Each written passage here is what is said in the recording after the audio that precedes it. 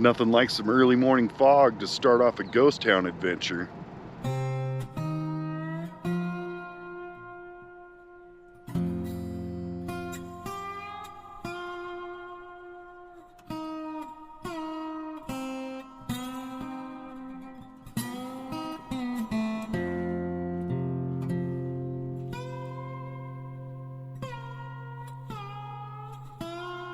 What's up, everybody? Are you ready for this one? We're about 30 miles east of Missoula, Montana, up in the beautiful Garnet Mountains, looking for Garnet, the ghost town. I don't think we'll have any problems finding this one. The road was paved for a couple miles, and now it's dirt, but it's a well-maintained road. So join me, and hopefully we find some cool stuff here. Let's go look. Don't forget about the gold either. In the early 1800s, on Bear Creek, at its confluence with the Clark Fork River, gold was found. This scenic byway is also known as the Ghost Town Byway. There are at least 5 ghost towns on this mountain, but we only have time to find 2 of them. Okay, I've taken a little detour. There was an interpretive sign that pointed out a mine. I think it was a barite mine. And I think I might have found the road to it, so I'm just going over to see right now. Barite's nothing real special, but it is a commonly used item. Paints, rubbers, and some other things like that, I think they said. But it's another mine that's non-existent anymore. Obviously, they found a better supply somewhere else. Okay, well, I think I found it. I think this is the barite mine. They basically reclaimed this area, letting nature cover it back up. It's looking better, but it still definitely looks like a mine. You can see it across the valley from the sign. There's a fence down there. I think I want to go down there and see why there's a fence.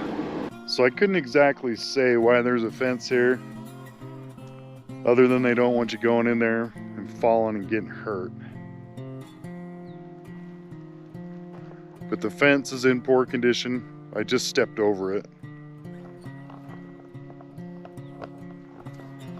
Yeah, this is a better look at the mine. It's still a big old hole in the ground.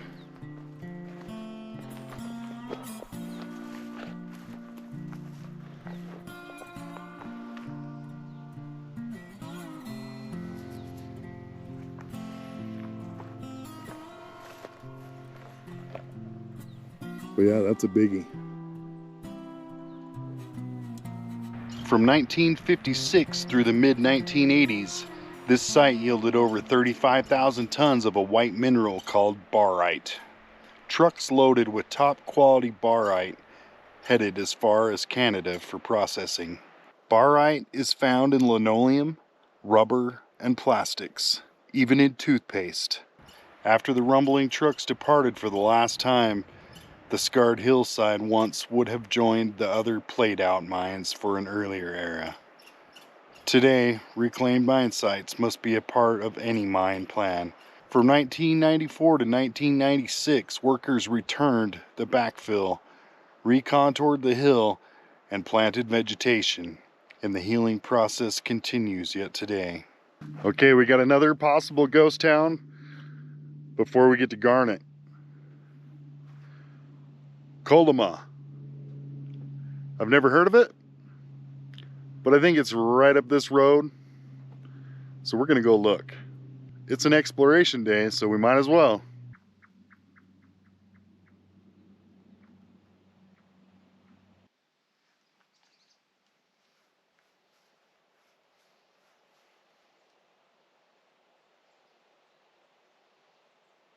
Nice, it is another little ghost town. I don't know anything about this one, so I'll have to do some research, and I'll narrate it in for you if I find something. There should be something. Coloma, the mystery camp of the Garnet Mountains. The history of Coloma is very mysterious. Surveys conducted lean to the mining beginning around 1896, and a little more in 1916. The surveyors concluded that these mines were unproductive. With all the mining records missing, they estimate that $200,000 of gold was taken from these mines. Most of the structures date back to the 1920s and 1930s by using the newspapers and mail catalogs stuffed in the walls for insulation as a clue. It is still very difficult to find any information about this mysterious mining town. Okay, this might have been a little mining town. Sort of looks like we got a mine shaft right here. Nearby residents claim they know nothing and refuse to answer any questions. We can only speculate two things. Either the failures are so embarrassing that no one wants to remember, or there is still gold to be found that no one wishes to expose. Or just a pit, I can't tell. It looks like there was an old shack right here though. It's about crumbled away to nothing.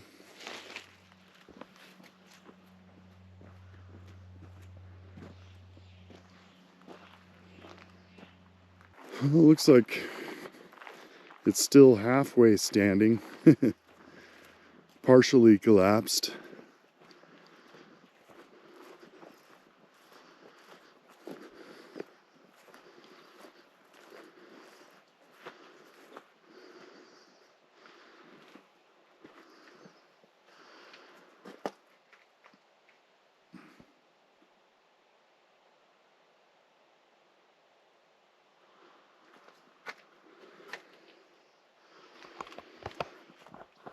Pretty awesome.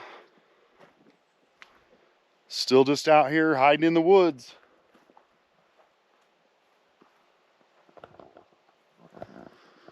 This cabin was a pretty good size. Looks like it had a door on the side and the front. And possibly the back. I see another structure down there. Let's see if we can get down there. Okay, we got another pretty good sized cabin.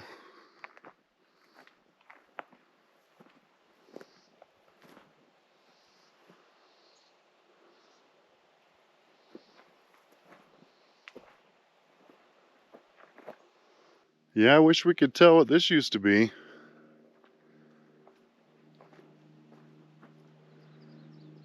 Looks like there's an old rock foundation under it.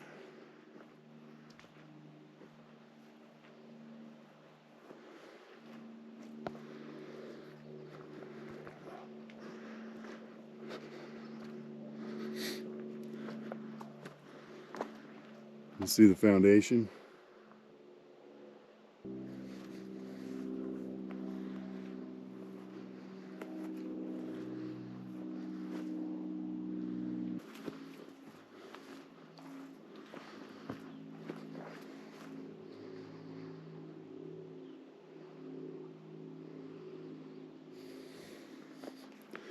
This was a pretty good sized building that collapsed. Another little remnant of an old shack. And there's definitely a tailings pile there, or waste rock pile. I'll go up on top of that and we'll see if there's a mine up there. I might have found their big mine shaft over here.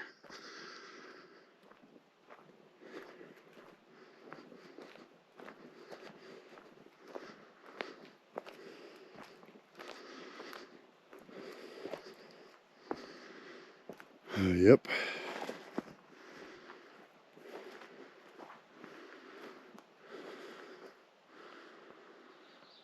But it's been sealed shut.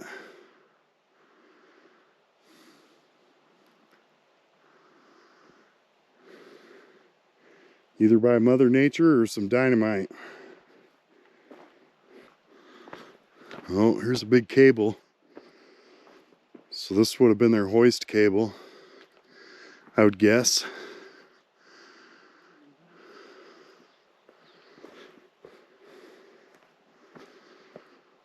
And this is probably where their hoist's at.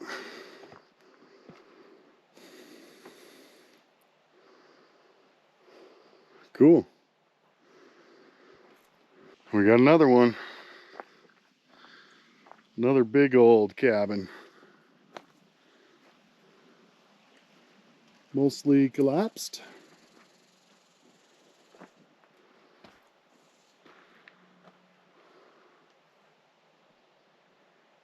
Probably a bunch of critters living there now. And then we got another one right there. But it's just on the other side of a no trespassing fence. I thought we were in BLM land right here. Public lands anyways. But we got a no trespassing sign.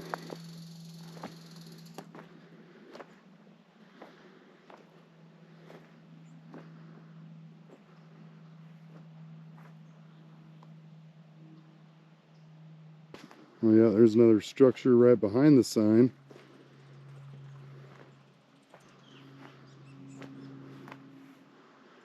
Kind of looks like a drop-off too.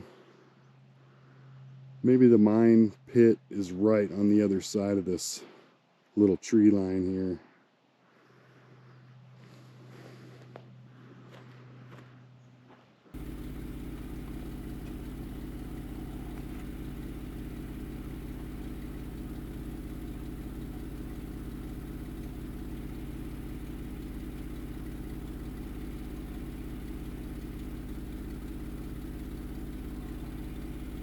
We got a little cemetery here. This is the Sand Park Cemetery. From what the sign says, these 5 grave sites are from some miners who didn't make it off this mountain for one reason or another. And they're buried right here in the Sand Park Cemetery. This is Tom Williams, died in 1898. William Ross, 1898. W.M. Hamilton, 1905. We can only surmise that these men died far from family in their quest for gold here in the heart of the Garnet Mountains.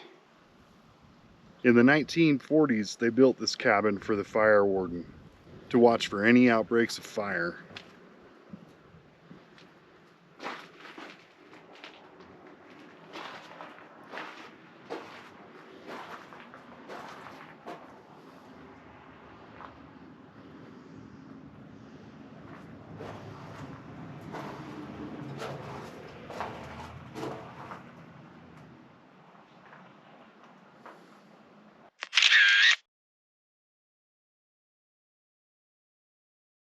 All right, we got a ladder here going up into the attic.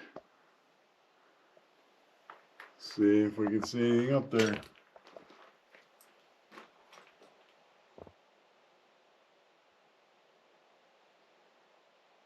What'd you see up there?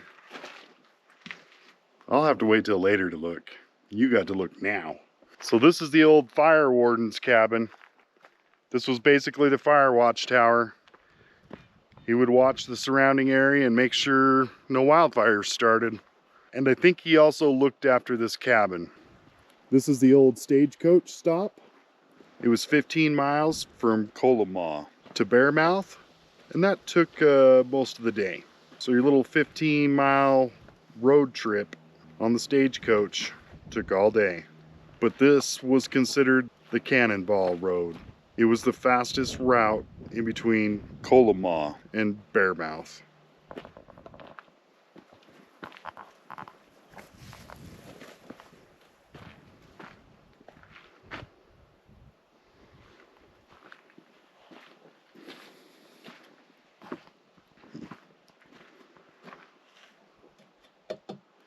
It's like an old piece off a cast iron stove.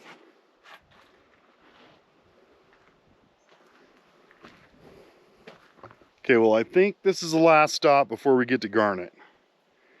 But I could be wrong. I have no idea. But let's head out, and hopefully we're at Garnet next.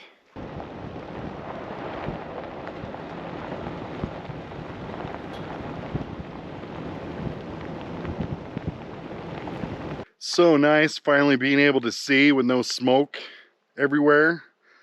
We've been trapped in the smoke for like a month. We finally got to see the sky in Big Sky country.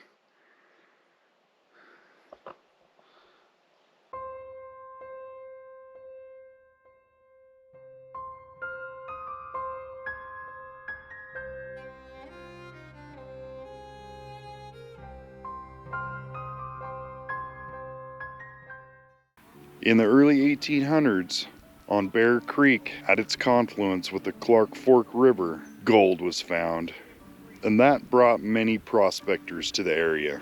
Another strike occurred in 1865, this time up Bear Gulch, which became Beartown. Prospectors worked their way up the creeks and gulches into more remote areas of the Garnet Mountains. Placer mining was the initial method.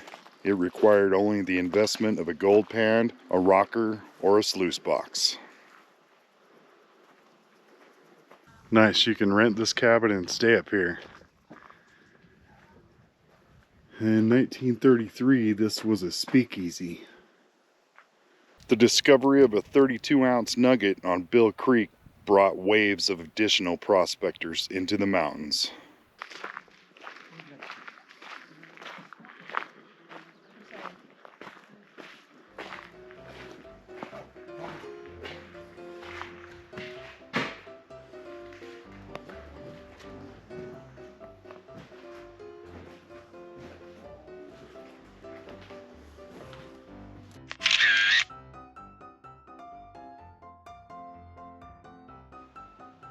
Too bad we can't go upstairs. Even though I'd probably fall through the floor.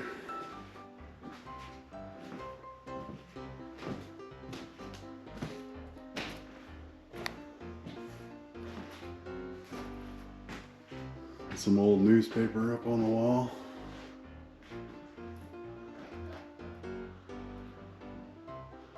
I can't see any dates.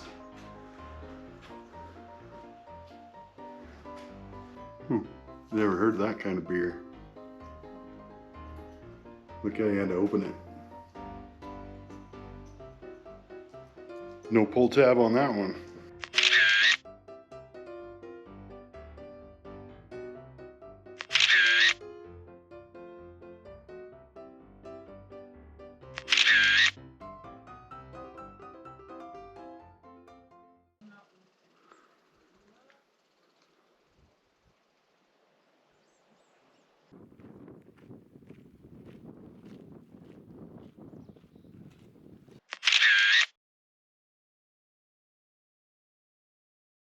This is the mercantile store.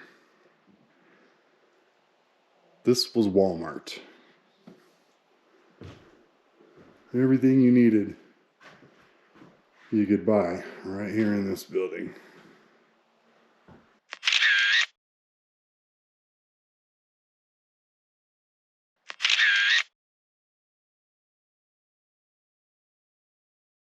Well, check out this piece of metal. It almost looks exactly like what we found in that other cabin. Whoo-wee. There's an old bike and some old skis. How'd you like to handle them 2x4s down the hill? There's an old tricycle.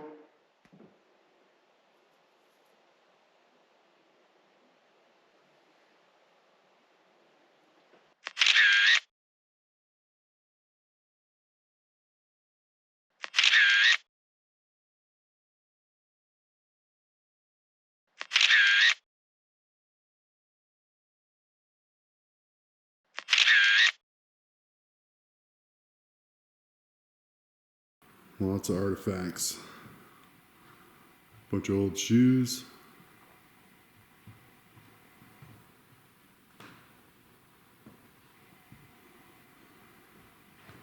Piston, a pickaxe head, more shoes.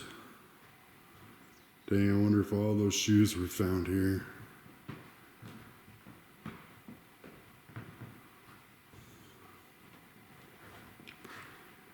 And a whole assortment of tools over there. Oh, look at this big old bearing. That's a big bearing.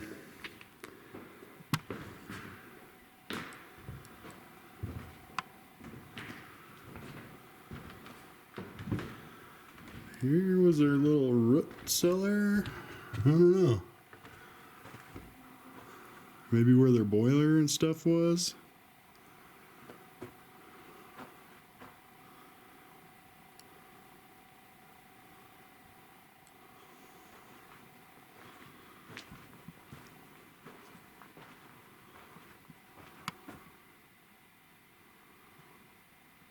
Okay, now we got this big old building. What do you think it was?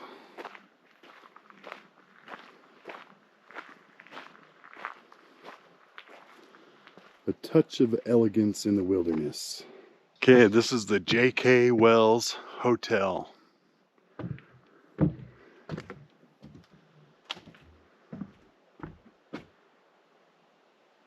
And the sign says that door right there is where they'd haul in the heavy trunks for the ladies, full of all their clothes,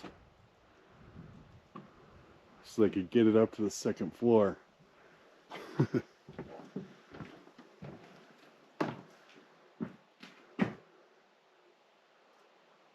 Wow.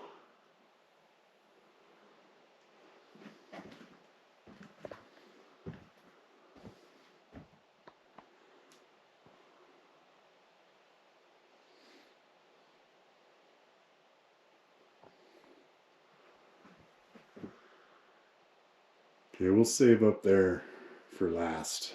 A winter with heavy snow meant a robust spring runoff and sufficient water for the placer mining. But dry years took their tolls on mining activities. By the 1870s, placer mining had become less profitable. Yet some miners, such as Sam Ritchie, recognized that the area was rich with gold-bearing quartz. Still, the lack of adequate roads to bring in heavy equipment necessary for hard rock mining kept miners away for another 2 decades. A repeal of the Sherman Silver Purchase Act in 1895 caused silver mining camps to empty and miners to turn their focus from silver to gold. Between 1890 and 1895, 40 load claims were filed in the First Chance Mining District.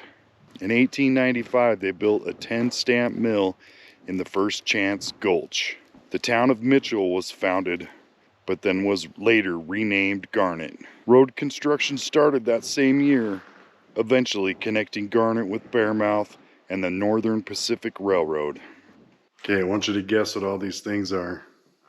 That one's easy. That one's a leg for a stove.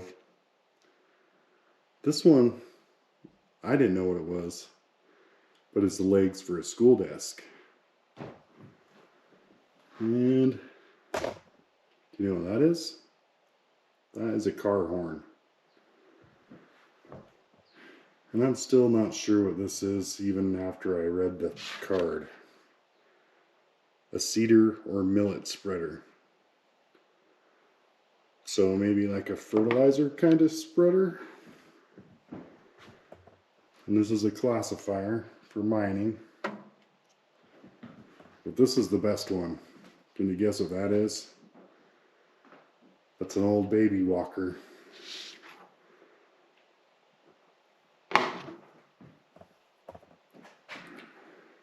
Nice solid construction.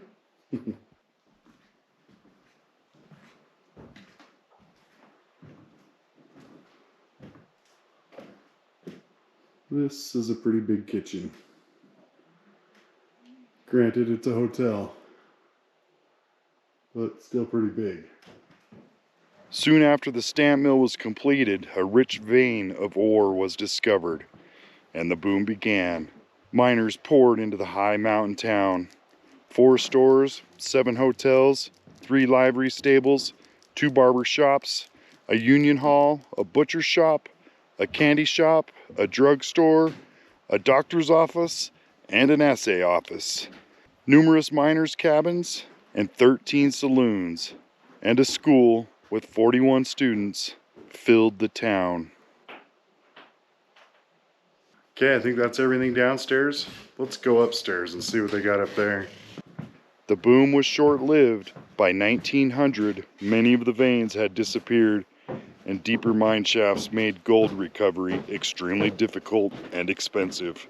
It is estimated that between $950,000 and $1.4 million in gold was extracted from the mines. By 1905, many of the mines were abandoned, and the town's population had shrunk to about 150 residents. In 1912, a devastating fire in the business district destroyed many commercial buildings and dealt a crushing blow to Garnet. When the United States entered World War I, many of the remaining residents were drawn away from Garnet to defense-related jobs. Cabins were abandoned, furnishings included, as though the residents were merely on vacation.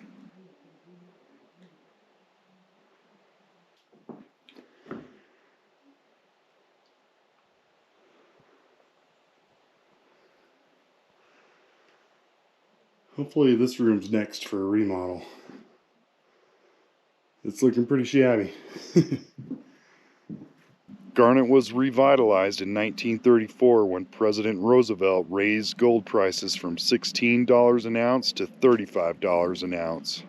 And with a higher price base and new extraction and refining technologies, a new wave of miners moved into abandoned cabins and began reworking the mines. By 1936, Garnet had grown to 250 residents. During this era, miners also constructed several new log cabins. Life was good in Garnet. But it didn't last long, and the onset of World War II in 1939 drew the population away again. Wartime restrictions on the use of dynamite made mining almost impossible. The post office closed for the last time in 1942, and only a few hardy residents remained. Garnet is now recognized as one of Montana's most intact ghost towns.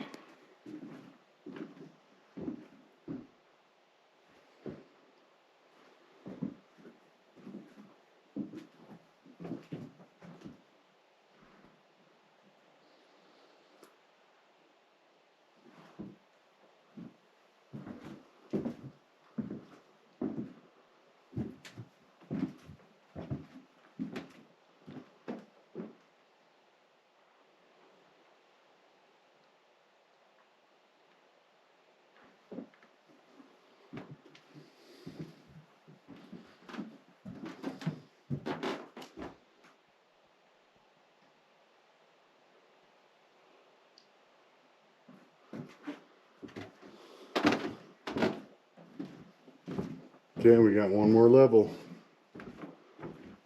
Let's go see.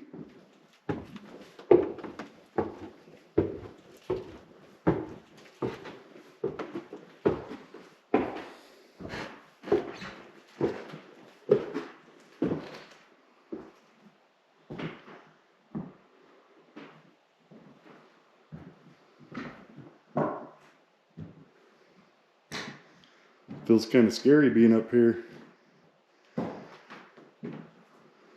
Some of these boards are pretty squishy.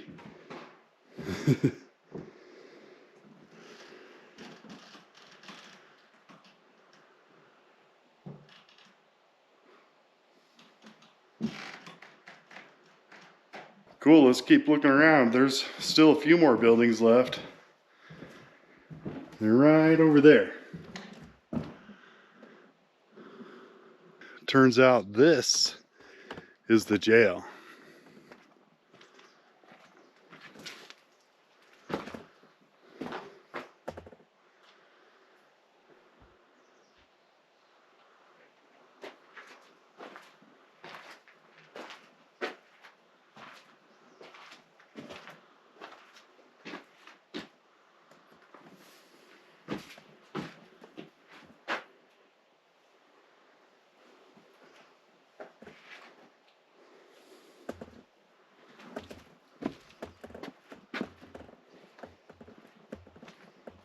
Here's an old cabin, taken back over by the forest, almost.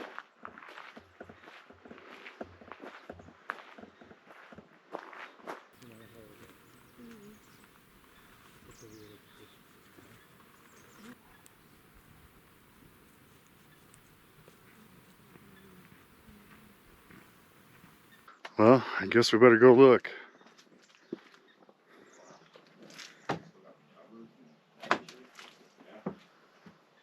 That's sweet. Not much of a gate or anything, just keeps the honest guys honest.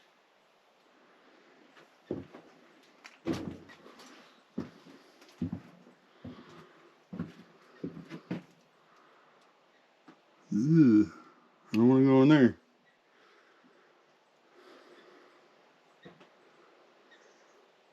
That looks like a chicken coop or something. Well, they found their can dump and their everything else dump.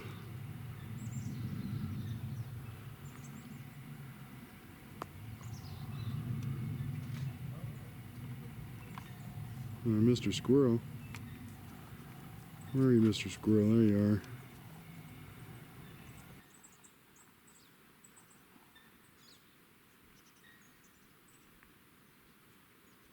Oh, and if you couldn't guess, this is the schoolhouse. Rare for a mining town to have a schoolhouse. This was a special mining town.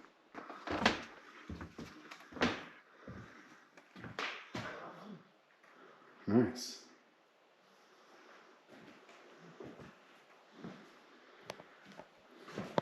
There's that school desk leg like I was showing you.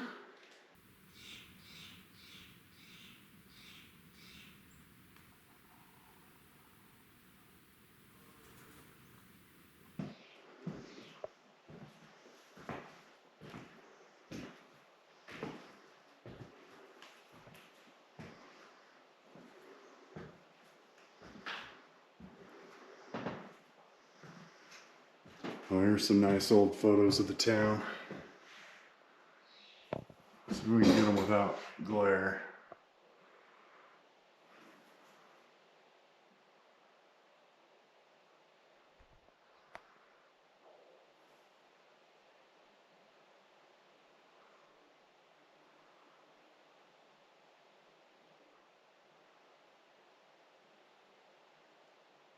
There's the schoolhouse.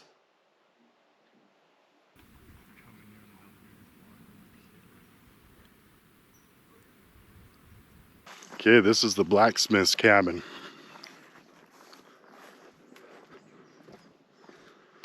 It's kind of dark in here, so I'll do a couple night photos so you can see it.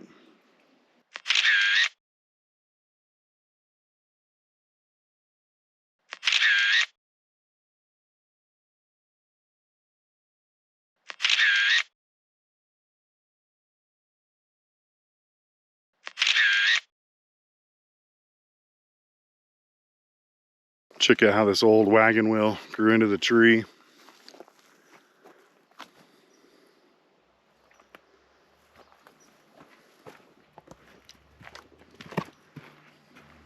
It is in there good.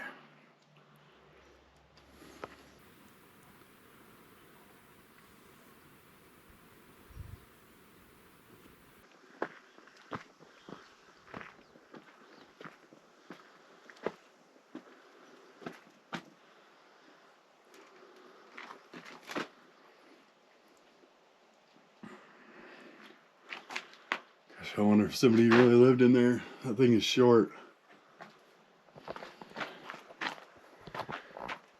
Here's the door, comes up to my shoulder.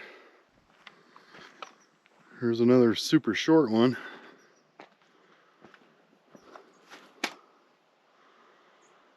It's got a bed frame in here and a stove. I don't know.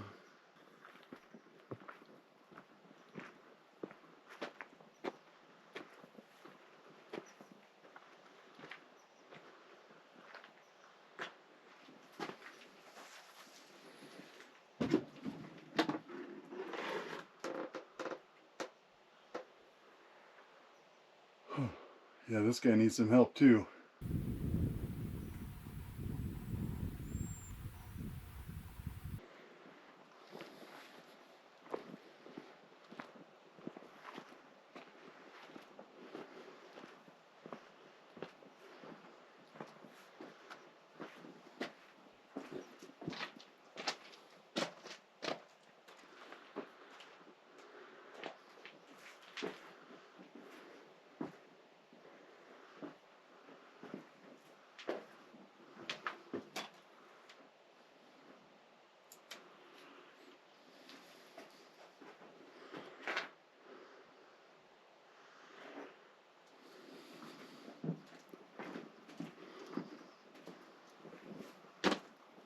Got some old pieces of pottery here.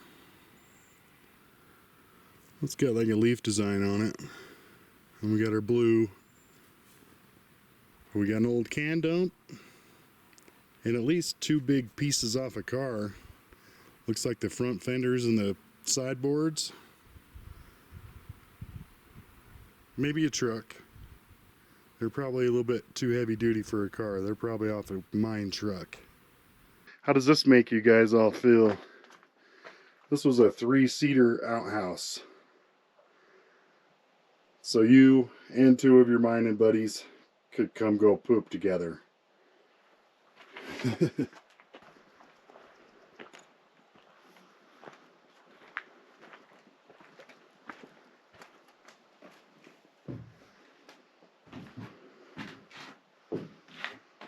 We got a lot of nice cast iron stoves here.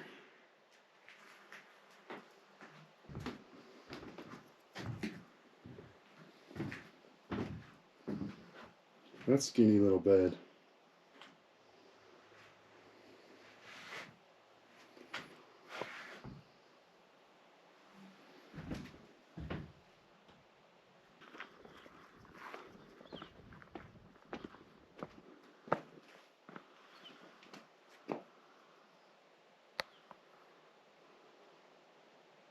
So it sounds like they gave this cabin free to newlyweds until they could build their own cabin, or until the wedding bells rang again and the new newlyweds needed a house. It's pretty big compared to some of the other ones.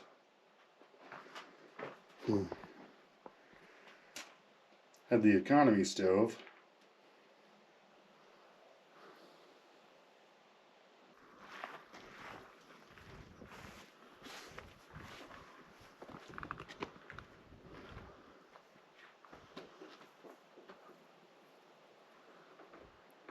Guess they have another big bellow in here too.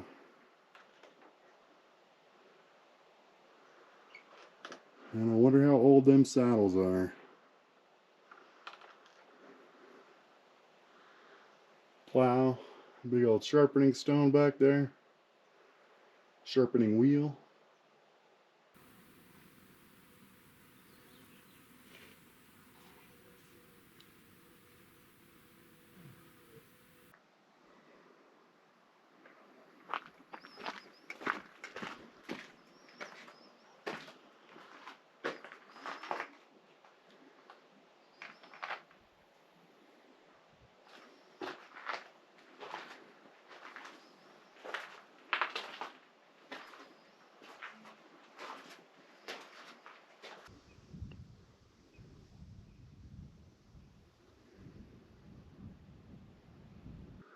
I bet you none of the little kids around today know what this is. This looks like another one you could possibly rent. Alright, so I think these are the last 2 we get to look at. Looks like they're working on fixing this one up. Definitely. It's got a bunch of new boards on the inside. You can see how crooked it was by that inner wall.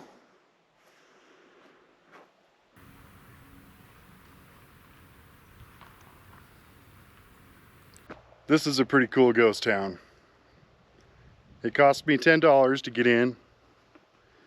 And they say that all goes to help fixing this place and keeping it so it doesn't fall down. They're doing a pretty good job. I think I've only been to a couple ghost towns that had this many structures left. This is way cool. And then it's on top of the mountain, makes it even cooler. So I had a good time. I hope you did too. And we'll see you next time. Thanks for watching.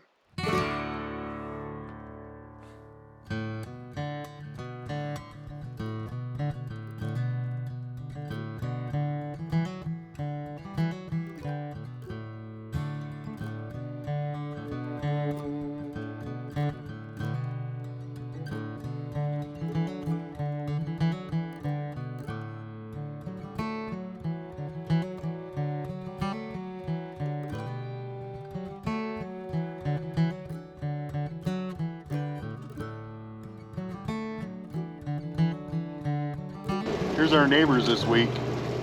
They're kind of cute. The little ones are anyways. Yeah, you're not so cute. You're noisy.